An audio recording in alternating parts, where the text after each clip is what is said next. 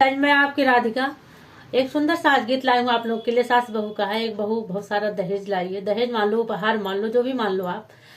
और सास और बहू में पटती नहीं है। सास बैठे बैठे हुकूमत चलाती रहती है, बहू काम भी करती है और उनका सम्मान भी करती है, फिर भी उसके आर्डर पे आर्डर चलते रहते हैं। बहू एक दिन चिलमिला जाती है तो क्या कहती है, आप लोग गानों के माध्यम से सुने। सासू अब ना चले अडरवा, सासू अब ना चले अडरवा, सासू मन भय नाही कहनवा, सासू मन भय नाही कहनवा।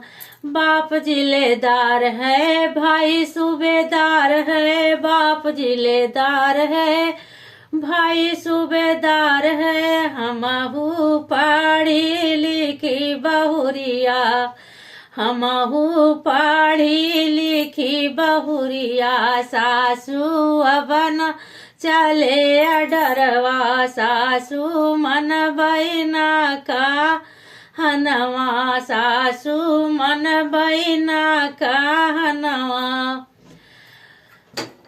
गाड़ी बिलाई हीरो हंडा बिलाई, गाड़ी बिलाई हीरो हंडा बिलाई, सासू लाई खूब दहेजवा, सासू लाई खूब दहेजवा, सासू मन बई ना कहनवा, सासू मन बई ना का हनवा, सासू अब ना चले अडरवा।